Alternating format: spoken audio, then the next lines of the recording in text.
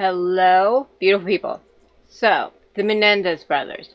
If you've been living under a rock, they were two brothers who lived in Beverly Hills, California, and the prosecution story was that they killed their parents to get their inheritance early, which was $14 million in '89, which would be some much larger amount today. Maybe when I edit this, I'll put it below or something. But the defense's story was that they had actually been sexually abused by their father their whole life, and they thought that their father was going to kill them, so they basically killed them first, both parents. And I remember when it happened because I was in Pennsylvania and I watched 90210 and just California was just, oh, if I could only be there. I live in California now, by the way. But I tried to watch it as much as I could then, but it wasn't 24/7 news back then, so it was really hard to find. So when I heard it all kind of coming back around, I was like, oh my gosh, I remember that. Oh, like, let me find out more. So the first thing I did was try to look for things that were, why they should stay in jail and not get a new trial or whatever. Because, all you see now is, pro Menendez, because, that's what's happening. People want them to get released. So I did find it was actually really hard to find, which is funny because you go to Yelp and it's all bad reviews because people who have a good experience don't, So anyway, there were much more positive things than negative, but I did find a few articles, and there was one that I read, and it was by a prominent journalist, and it kind of listed all the things, the reasons why he felt, basically they were liars and manipulators, and they made it all up, and they did it to get the money, and, he had reasons why he felt those things were true, but when I read them, they weren't necessarily facts. They were just kind of opinions and gossip. And, so then I decided to go to the trial, the first trial, and really see what happened and, learn the facts. So, for example, one of the things this journalist said was that they totally wanted the money, and one of the reasons that he had for supporting this was, if you saw the movie Monsters, which if you haven't, please do, it totally goes through the whole timeline and everything, it said when he went to the first, viewing or whatever, that he had on his dad's shoes, and that he had said, just like in the movie, I have no problem fitting into dad's legacy, I'm even wearing his shoes right now. And, he gets out and he's wearing his dad's really expensive shoes. If you saw the Monsters, you saw that. But then I was watching stuff, and that scene isn't totally correct. What really happened was there were actually 4 people in the limo. And I forget the third person, but the fourth person was this other journalist who's been covering, he covered the first trial, the second trial, and he wrote a book on it, and he's pretty much been, kept up on it ever since. And he was actually in the limo, and he said that never happened. And if you look at pictures from the first funeral service, there are pictures of him getting out of the limo, and he has green shoes on. And I forget what kind they were, but they were like tennis shoes. They weren't tennis shoes, but it definitely wasn't like this expensive dress shoe, and they were green. So, that kind of proves that, but this was one of the things that this journalist had as a reason, for them wanting to kill their parents. And, another thing was, when the trial was set, the trial didn't actually happen until 3 years later. And just before the trial, that's when it came out about the sexual abuse. And so everyone was like, well, if this was what happened, why did we have to wait 2.5 years, to hear it? Why, and, there are many reasons why, because abuse survivors don't want to tell. And so it took 2.5 years of them, going through therapy in jail to finally say it. Oh no. So anyway, I started watching the first trial, and one thing that I did was I kind of viewed it from, our perspectives now, because obviously in '89, there was a different view of abuse. There was a view that only women were abused, and a father would never rape his sons. I mean, my God. Even in the first trial, it was a mistrial because it was split 6-6, because there were 6 women who all believed the abuse and voted for manslaughter, and there were 6 men who said a father could never do that to his son, and they voted for man 1. Okay, well, you have to realize that was the times too. So I kind of watched the old trial with, my perspective, the perspective of, 2025, where we've lived through the Johnny Depp trial. We know that men do get abused, and, it can happen. So when I watched it, I was kind of watching to see if I saw an abuser or an abused person who was a victim, or I saw someone, who was obviously lying. And things must have been really different now, because let me just say, when I saw the video, when I saw Lyle's testimony, how could they have not seen him as a victim? I mean, maybe I'm crazy. And like I said, I didn't go into this pro or against. I went into this, I want to find, true reasons and facts. And obviously his demeanor isn't a fact, but just in watching it, I don't know how someone could come up with that act without having lived it. And, the way actors train to act is, they watch things, so if you were trying to imitate a survivor, you would watch, other people who had been abused. How do they talk? Do they cry all the time? Are they upset? Are they stoic? Are they distant? Whatever.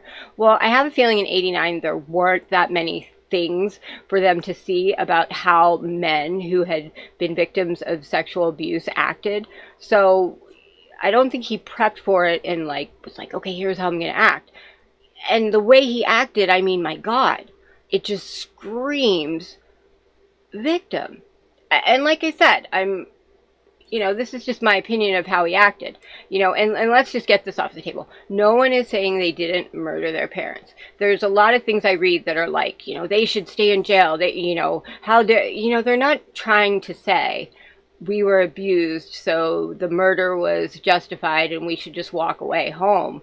What they were saying is, yes, we murdered our parents, but it was in self-defense. They're not saying they didn't do it. They're not trying to get out of it. Yes, they're not trying to say there was no murder. They're just trying to say the reason why wasn't because we wanted money. It was because we thought our parents were going to kill us soon, in the next few days, and so we acted first. So, anyway, I'm going to play just a little clip of Lyle talking about swimming. Now, I want you to bear in mind that he was 4 years old at this time. 4 years old, and he swam 3 or so times a week for hours. He's 4. I mean, I'm sorry, that right there is like, wow. I remember when my boys were 4, and they weren't swimming for, 10, 20 hours a week. Anyway, so he starts off by saying, he had coaches, and he would, spend hours with the coaches, and then his dad also would coach him as well. And so here he's talking about the time when his dad would coach him. So let me just turn that on.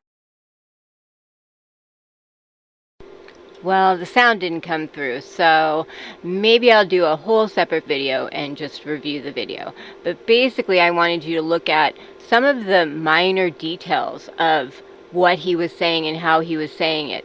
Just the way he acts more like a 12-year-old boy who's really looking for love from his dad but not finding it, and he really acts like a victim of abuse and a survivor, to be honest with you, period. And obviously that's something that we would see a lot differently in 2025 than we did in the early 90s. Back to the video. I don't know. What do you think? I just think if I was on the stand and I was trying to say something happened that didn't, I would just want to say that more. It's just the way he says it, you can tell he doesn't want to say it. And some of the things, it's like, an adult who is not a victim would say, like, he would try and drown me. He would hold me underwater for as long as I could, and I would have to fight to get out. See, he did this to me. But he's just like, it was a little rough. There were other things. And at this point in his testimony, it has not been brought, he has not said he was sexually abused yet. That comes out a little later. So in this part, she's just asking about sports. And just to let you know, around 10, he was practicing, 45 hours a week during the school year. And during the summer, he did 3 sports. So he said he did 4 hours each sport. So that's 12 hours a day during the summer when he was 10. Okay, so what does that prove? His dad was a perfectionist and pushed him really hard.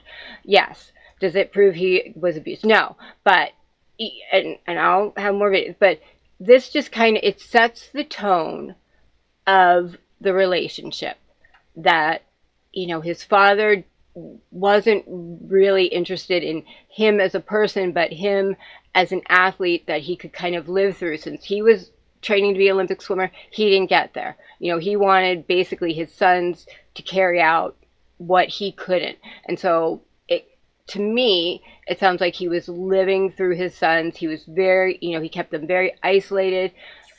It just sets the stage. And as I go on, you'll see. But I just had to say that. I mean, in looking at the footage, I don't see this as someone who, it just looks a little different to me.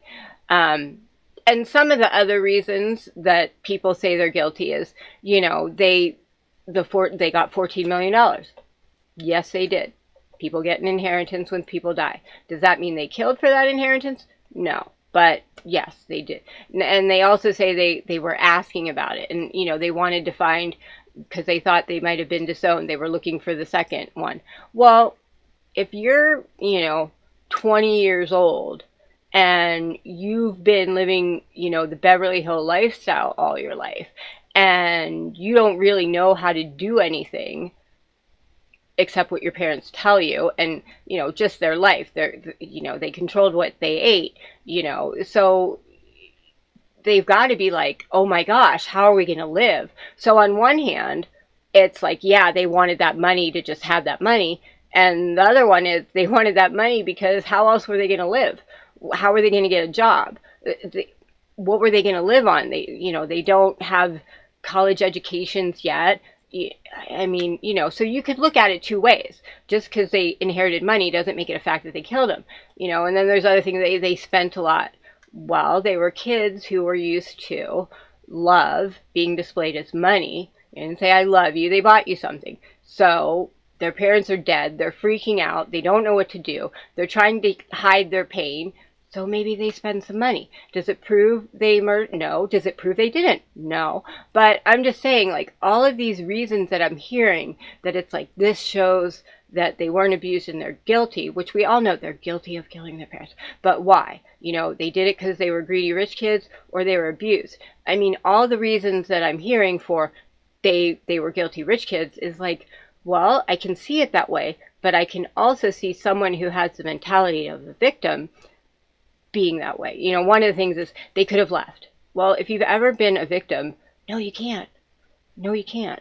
People, oh, they were big, strong kids. They could have left anytime they wanted to. If they truly were abuse survivors, no, they couldn't. No, they couldn't. They couldn't have. No, they couldn't have told anybody.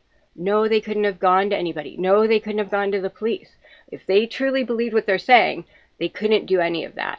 So I think the question, let's say they do get a new trial, which at this point, I think the DA has blocked it, but Governor Newsom is saying they're going to get one in June, so who knows? But if they do, it will be interesting to see how people view their testimony now with, the way we look at men being a victim of sexual abuse, how we look at victims, PTSD, all that kind of stuff, as opposed to in 1990 when, until Johnny Depp, we didn't really even talk about, women were victims, men weren't.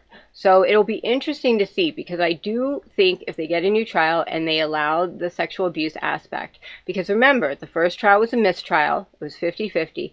The second trial, they did, get found guilty, but they didn't allow any of the sexual abuse. So it was a trial of, Did they murder these people? Did they not? We don't care why. Well, yes, they did. Of course, they did. But it does matter why. Because there's a big difference between, you know, premeditated murder. And that's the other thing. They say it was premeditated. Well, yeah. They were victims and they were planning to, they thought, you know, if you are a woman and your husband beats you daily and you think he's going to kill you, you plan what you're going to do when it gets bad enough. I mean, that's just how, you know, victims go. And they say, oh, they talked about his dad lovingly, you know, at the funeral. Well, yes. That's what victims do. But the other interesting thing is their entire family believes them. You know, why would like Jose's sister believes the boy. So anyway, I want to dive into this a lot more and really look at what is fact, what is not, and of the things that got them convicted, you know, would that change based on perception in 2025 as opposed to perception of the 90s? So I think that's a really interesting question to ask, and I think this case is all going to come down to perception. And I think I really hope they do get a new trial, because whether you're for them or against them, I clearly don't think that justice was served. You know, this first trial was 50-50, split men, women. All the women were like, yep, we can see it, he's a victim, manslaughter. All the men were like, a father would never do that. Man won. Or, you know, murder won. So, you know, and in the second trial, they weren't allowed to talk about the abuse. So they had no defense. So I don't believe that was justice at all. When you say we're going to try you, but we're not going to let you say why. You know, imagine if, you know, woman kills her husband because he was doing whatever, and you go to trial and it's like, we're just going to show if you did kill him or not. We don't care why. Well, of course you're going to be found guilty. So anyway, interesting things to consider. I think this is going to change a lot going forward as far as victimology, you know, trials where sexual abuse is involved. I think we're going to learn a lot. And I really do hope they get a new trial, because I think, you know, I'm not going to give my, you know, what I think yet. I think I still have a lot more digging to do, but I just hope they get a new trial, because I think, you know, it could go either way. I'm seeing things that definitely could go either way. So anyway, thanks for watching. Like, subscribe, and tune in for the next one. Bye!